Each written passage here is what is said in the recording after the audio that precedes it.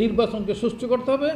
আমরা জাতির কাছে, সংবিধানের কাছে, ভোটারদের কাছে, রাজনৈতিক নেতৃবৃন্দের কাছে দায়বদ্ধ। সেটার ব্যাপারে আপনাদের সহযোগিতা এবং আপনাদের সেই যেটা বলা হয় বিচারিক মনোভাব নিয়ে এই কাজগুলো করবেন। আমরা আপনাদের মাধ্যমে এলাকায় লোকজনের মধ্যে একটা আতঙ্কের সৃষ্টি হয়, সেটা তো চাই না। মানুষের মধ্যে আস্থার পরিবেশ সৃষ্টি হোক, সেটা হলো আমাদের কাম্য।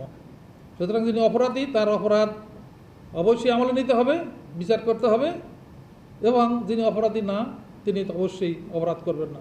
এই এক্সারসাইজ যদি আপনারা করতে পারেন তাহলে দেখবেন মানুষের আস্থা অবশ্যই অর্জন হবে। আর একটা জিনিস, আপনাদের অবস্থান মানুষের কাছে গ্রহণযোগ্য অবস্থানে আপনারা আছেন। সুতরাং গ্রহণযোগ্য অবস্থানের ব্যক্তি যদি একবার বলেন যে এটা আপনার নির্বাচন আচরণ বিধি পরিপন্থী কাজ, এনাফ, আপনার বিচার হয়ে গেল, এরপরে আপনি দেখবেন নির্বাচনে যারা অংশগ্রহণ করে তারা কিন্তু আর আপনার সামনে একটা কথাও বলবেন না, আপনার সাথে তর্ক করতেও যাবে না। এই সম্মান যেখানে আপনাদের আছে সেইটা প্রয়োগ করলেই হবে।